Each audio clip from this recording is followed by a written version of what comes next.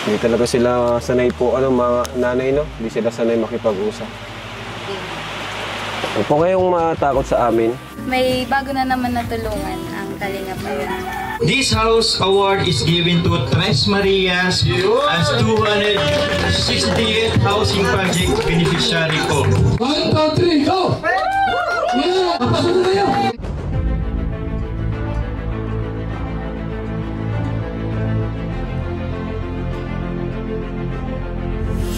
Ayun, shoutout guys, muli po, welcome to my YouTube channel. Ito po si Kuya July, ang inyong katugang, ang inyong kalingap na muling buwabati po sa inyo ng magandang araw, magandang gabi. Saang panig man po tayo ng mundo naroroon. At sa araw na ito, panibagong vlog po tayo. Gusto lang po nating i-highlight yung patungkol po doon sa libreng pabahay po. Dito nga po sa tinatawag na Tres Marias, o kaya yung mga magkakapatid na takot po sa tao, na minsan ho, tinatawag po silang zombie. At sa pagkakataong ito, ribbon cutting na po nung kanilang pabahay. At yan po ay pang 260 pabahay po ng Team Kalingap. Maya-maya po ng konti.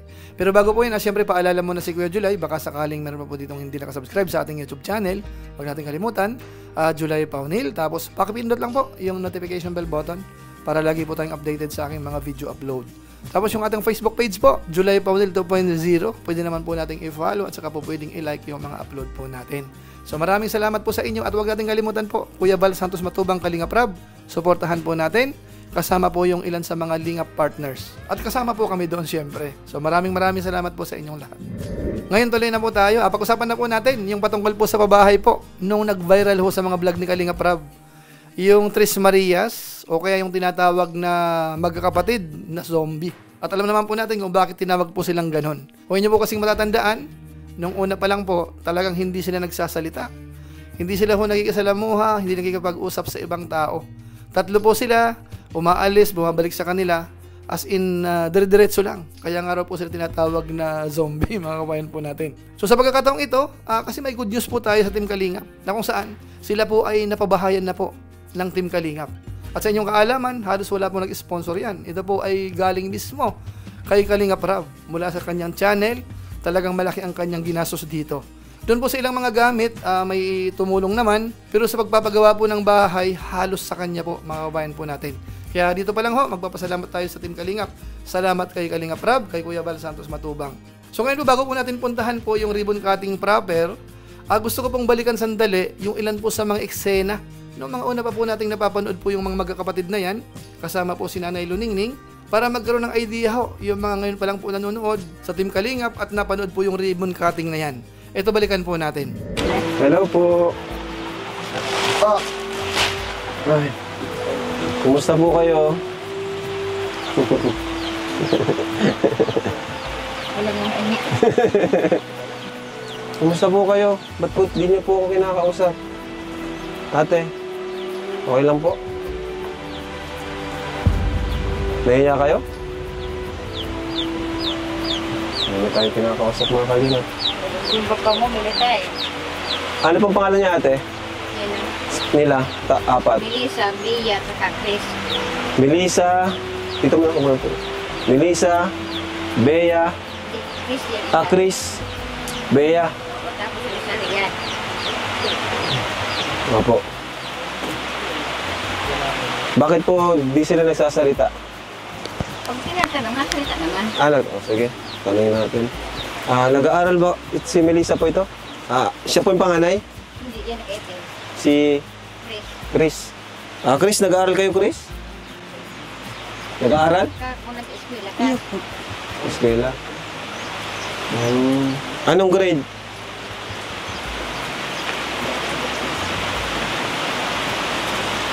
Militay. Hindi sila na, okay lang po yan. Okay lang, huwag niyo po silang pilitin kung nahihiya po sila. Hindi talaga sila sanay po, mga nanay, no? Hindi sila sanay makipag-usap. Huwag po kayong matakot sa amin. Kami ay Team Kalingap. Ako si Kuya Rab, no? Kuya Rab. At kami ay tumutulong kasi nailapit po kayo sa amin na kailangan niyo daw po ng tulong. So, dito kami, inakyat namin itong bundok kahit nag-uulan para sa inyo. So, may pasalubong kami dito. Muli naming binalikan ang magkakapatid na binansagang zombie ng kanilang mga kapitbahay. Marami din kaming dalang pasalubong para sa kanila. Sapat na kaya ang mga ito para kausapin kami? May mga dala pa kayo mamaya papasok doon. Ano? Huwag tayong matakot kasi kailangan nyo to. Kailangan nyong humarap sa mga tao. Kailangan nyong makipag-usap. Kasi balang araw, aalis din kayo dito sa lugar na to. Balang araw, maghahanap kayo ng trabaho. Maghahanap kayo ng makakasama nyo sa habang buhay. Di ba? Hindi pwedeng habang buhay na lang ay andito kayo. Di ba? Tama? Tama, no? Oh, very good. Kasi dapat mag-aral din kayo, magsumikap, huwag kayong matakot sa tao. Kasi nilikha tayo ng Diyos na para sa isa't isa, no? Makisalamuha sa bawat makipagkapwa. Kaya huwag kayong matakot sa amin. Ayos? So ayun mga kawain po natin, iyan po yung magkakapatid na kung saan ho talagang hindi mo makausap po yan. Natagalan po si Kalingap Rab para po kausapin sila. Pero tsinaga po yan hanggat sa dumating po ang pagkakataon na sila po ay nakikipag-usap na. Bagamat hindi po 100% compared natin sa iba na talagang magiliw makipag-usap, pero at least po nakikipag-usap na po yan itong mga later vlog po ni Kalingap Rab. At sila po ay nag-aaral, na-encourage po yan at mukhang okay naman ho. At kahit papaano, sila po ay nakikipag-cooperate naman na. Kaya maraming salamat po sa mga nagtiyaga, hindi ho nagalit. Noong mga panahon na talagang hindi sila makausap, pati po sa mga viewers, pasensya na po kayo. Ang importante po ay yung kalagayan po nila sa ngayon.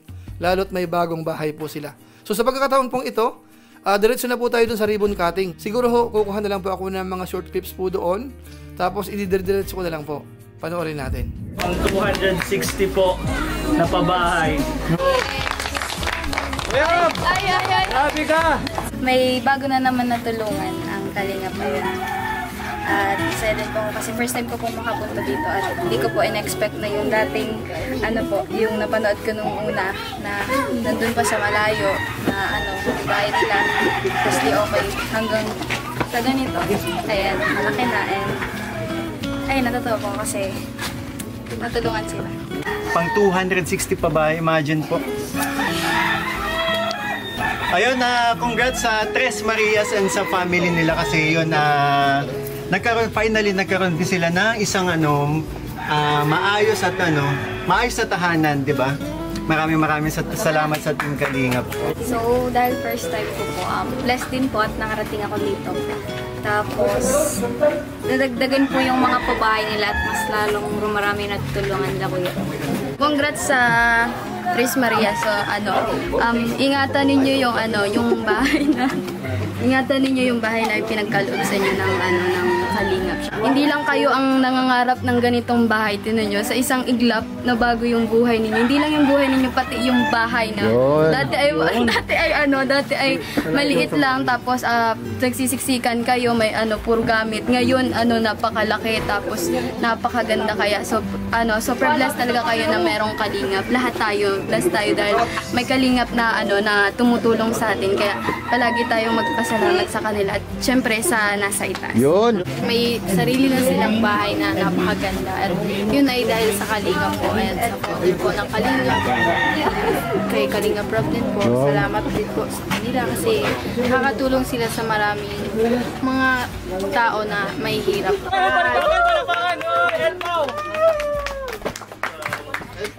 Ayan, ano lang po masasabi ko. Congrats po sa Tres Marias. Ang ingay! Congrats po sa Tres Marias. Deserve po talaga nila na magkaroon ng sariling bahay. Kasi kung alamin po natin yung journey na napagdaanan nila, grabe po baga. Tapos yun, wag lang po nilang kalimutan. Nakapit naman. Hindi, malayo to. Wag nilang kalimutan si Lord. Tapos syempre kung saan sila nanggaling, ganyan. Tapos yung mga supporters, yan. Ikaw, sabi ka naman. Congrats sa Tres Marias kasi nga may panibagong tahanan na sila na maganda. No? And yun, thank you lang lagi lang mag-thank you sa tao. Yun, lagi lang mag-thank you sa taong tumutulong. And huwag magkalimot sa Panginoon kasi si God ang gumawa ng paraan para matulungan. Yun, congrats. Ayan, magandang araw po sa ating lahat, Luzon, Visayas at Mindanao. Sa ating lahat po, Sa mapagpalang gabi, umaga, tanghali po sa ating lahat. Ngayon po ang ribbon cutting sa bahay ng Tatlong Marias. Grabe, pang 260 housing project ng Team Kalingap. Lagi pa si Nanay. Thank you po, Kuya Ram, sa pabahay po ninyo sa Tres Marias po. At lalo na po kay Ma'am Jackie, kay Kuya Bal, at kay Ate Edna po, thank you po. Tapos po sa mga sponsor, thank you rin po. At lalo na po sa mga Kalingap Angel na andito po, thank you po. Kay Ate Ami po, nagpatira po sa amin, doon sa lupa niya. At thank you rin po kay Ate Mabe. At lalo na po sa anak ko lalaki na naandito po. Thank you po. Maraming salamat po sa inyong lahat. Kalingap Rob at Jackie, Kalingap Jason, mapaganda din Philip, Brother Paas, Engineer Akon, Kalingap Edo, Kalingap Ian, Superman at Andoy, Kalingap Bobby, Kuya Bros, Kalingap Gabi. This house award is given to Tres Marias as 268th housing project beneficiary ko. Raboli James Matubang, project manager, Val Santos Matubang, housing chairman, and it is dated po on November 1, 2025. So this house cannot be sold, abandoned, and must be kept clean. Otherwise, it will be given away. 1, 2, 3, go! Yes! Okay! Pasok! Pasok! Pasok na kayo! Pasok! Pasok! Oh, yung cellphone.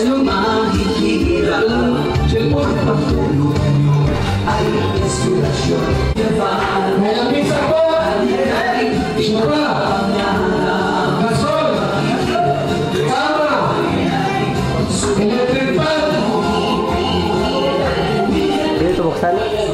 May electric fan!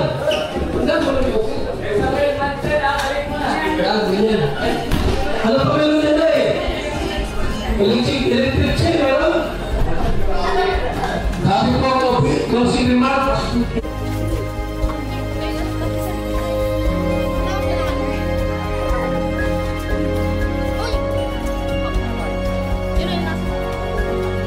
Ayun po mga Kalingap, maraming salamat po. Successful po ang ribbon cutting and house blessing po.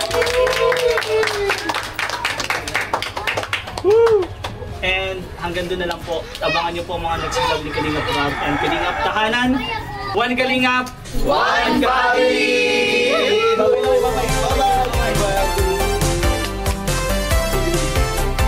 So ayun mga kabayan po natin, iyan po yung ribbon cutting ho. Bagamat wala po si Kalingap Rob kasi nga po nasa Maynila pa po si Rob. Pero yung mga kasamahan niya po, K-Boys, sina Kuya Bal Santos Matubang, at least po nandyan po yung ni Chris, ilang mga Kalingap Angels, mga K-Boys, nandyan po para makiisa doon po sa house blessings at saka pag-turnover dito nga po sa pamilya ni Nanay Luningning. At nakita po natin dito, nag-effort naman po yung mga kasamahan po sa Team Kalingap, mga Kalingap partners, para lamang po mairaos po yung ribbon cutting na yan. Kaya maraming salamat po sa Team ni Chris, sa ibang Kalingap Angels, mga K-Boys, at saka sa mga naging guest na sumama po sa ribbon cutting na yan. Maraming salamat po sa inyo. Ang masasabi lang po natin dito, salamat po sa Team Kalingap dahil dyan po pinatunayan nyo na nagpapabahay ang Kalingap kahit hindi po love team. Ano mga kabayan po natin? Kasi paminsan-minsan may mga nagsasabi, nag-highlight na puro love team ang Team Kalingap. Mali po tayo mga kabayan po natin. Ang love team po ay isa lamang po sa mga content, isa po sa part na kung saan matulungan naman po yung mga beneficiaries, hindi lang po sa pabahay, pati po pag-aaral at pati po yung kanilang pangkabuhayan. Kaya itong mga ganitong ribbon cutting ho, pagpapatunay na hindi po yan love team, pero tumutulong po ang Team Kalingap. Ano po? So maraming salamat po sa inyo. Siguro po sa pamamagitan po niyan, pansamantala magpapaalam po muna tayo. At gaya po ng dati, ako po yung nagpapasalamat sa mga supporters po natin, laging nanonood sa ating mga uploads, sa ating live streaming, lalo na po yung hindi po nag-skip ng ads at saka po nagla-like. At kung inyo po itong nagustuhan, pwede po nating i-share. So maraming salamat po sa inyong lahat. So muli, ito po si Kuya Julay, ang inyong katugang, ang inyong Kalingap na pansamantalang nagpapaalam po muna. Kita-kita ulit tayo sa mga susunod ko pang vlog. Maraming salamat sa inyong walang samang pagsuporta po sa ating YouTube channel.